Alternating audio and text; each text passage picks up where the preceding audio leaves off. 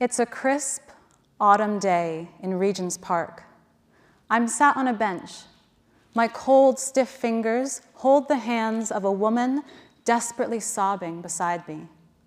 I've known her for about 6 minutes. 4 minutes ago, she confided in me her struggles, how she feels trapped in a cage. 2 minutes ago, I wrote her a poem reminding her of her own worthiness, her own freedom, which prompted the sudden rush of emotions. Why did she see me as her impromptu confidant? Perhaps because she needed the space to tell her story. For me, poetry has fostered some of the most embodied, honest connections I've ever seen between strangers. Poetry is not just flowery words on a page. Poetry is words sewn in sync with your situation, your experience. And the art of typewriter poetry elevates it further. It cracks open an unexpected space in the everyday. It shatters the walnut shell of our conformed exteriors to reveal the swirling pattern of tender truth waiting inside. I write poetry for strangers on a vintage typewriter. You give me a topic, and after a brief chat, I write you a poem in about a minute.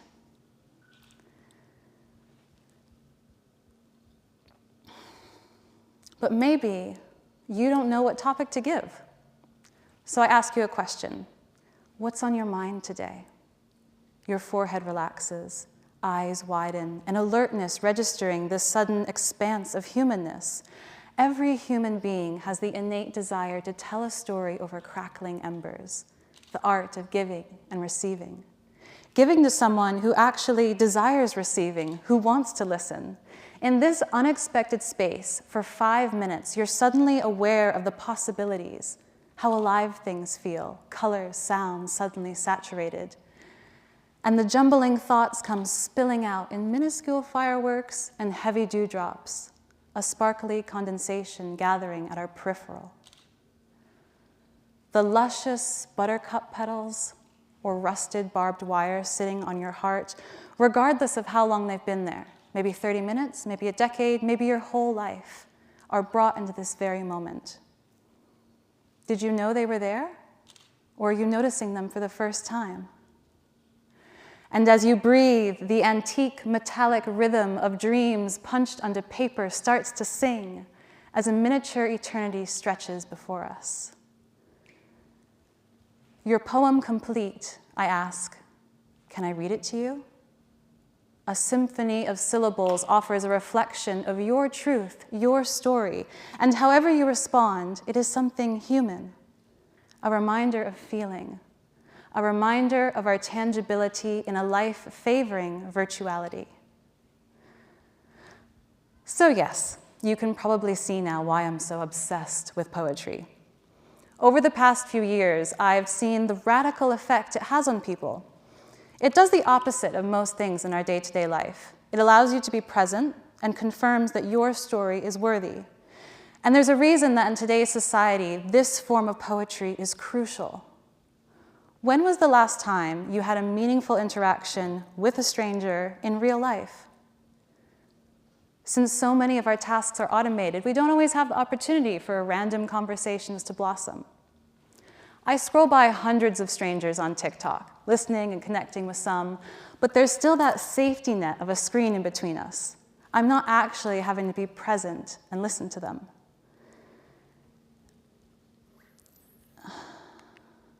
Interacting with strangers through a screen increases our connections, but it decreases our ability to read cues in people when we're breathing the same air. We miss out on the subtle shifts in breathing, in our facial expressions. And we're so caught up in our own whirlwind of life, we don't make time to honestly ask somebody, what are you feeling? What are you thinking about? It's rare that outside of a conversation with a loved one or a therapist, we meet someone who actually wants to listen, who wants to hear the wandering thoughts settling across your mind haphazardly like dandelion seeds. But being present with someone is vulnerable. It's scary without the armor of past and future thoughts to protect you. Being present with someone is jumping into a cold ocean, stinging salt, hyper-focusing your awareness. You can't hide from the tides pulling you closer towards your truth. Watching someone drop into the present moment is always beautiful. When I first greet someone and I'm explaining how the custom poetry process works, I can see all their layers of thought spiraling their energy into multiple timelines. But when they have to think of their topic or inspiration for their poem, their energy pulls into the present like a pinprick of light. And the act of telling their story keeps them in the present as they illustrate their desires. It drifts a bit while I'm typing the poem, depending on the person. Some are mesmerized by the machine. Others continue to chit-chat nervously. Some find the space so awkward all they can do is stare at the sky. But they snap back into the present moment for the reading of their poem. And afterwards, you can see the relief, the refreshed tilt of their shoulders from dropping into the present and placing their tornado of thoughts aside for a few minutes. It's refreshing to finally feel something instead of constantly being distracted. Even if you've only interacted with poetry that lays cold on the page, it confuses you. The words born in this moment are curated to sit with you, tailored to your thoughts. Because I find you'll usually tell me, in a backwards or cloaked manner, exactly what you want to hear, what you are yearning for. And it's my art of picking up on those signals and intuitively understanding to then embody that desire into a poem, or offer a specific remedy or viewpoint to see it in a different light and reflect it back on you. Which is why I prefer to read your poem out loud to you, so you can hear the story that is meant to be imparted through the delicate fluctuations of pitch our vocal cords release. In this moment, we are speaking to a time we all remember at some cellular level when stories were spun purely from lips to ears. This past summer, I was sat in the Italian gardens in Hyde Park, and an older couple approaches. His arm around her, a childish gleam on their faces. They look like they've been together forever. There is this ease, this inner knowing between them. You just build it up over years and years. But I think to myself, if there's a significant number, it would be apt to tie into the poem. Because they say to me, we want a poem about our relationship. So I ask them, how long have you been together? Just 9 months, they tell me. At my shocked face, her eyes luminous, she says, I have been searching for him my entire life, and I finally found him. Happiness blisters the air around them. It's unbelievable, he says. They quickly tell me the story of how they met, all the feelings that course through them, and like two school kids, they watch with rapt excitement as I create their poem. I read the opening line of the poem, and her daughter, who soon joined them as I was writing, gasps, tears already swimming across her cheeks. I reach the closing line of the poem, and she says, I'm just so happy to see my mom happy, and the words made it all feel real. They cluster together, their foreheads bowed towards each other in relief and contentment. And now, I never assume how long a couple has been together. But children's reactions are by far the best, because all they see is magic. Intrigue and delight sparkles across their face as they watch the metal keys dance. They always want to try it, see their name appear on the paper, and they are very confused as to why they have to press the keys so hard. There was one little boy, maybe 4 or 5 years old, who requested a poem with his mom. He tells me, my favorite letter is the letter E. So I write him a poem using all of the E words I can think of. He giggled and giggled as I read the poem to him, saying, that's so funny, that's the funniest poem ever. And if that's his early encounter with poetry, if that's now his benchmark for interacting with poetry, job done. He and poetry will be able to chat like old friends. He will continue to seek out stories of all sorts to better understand his own story.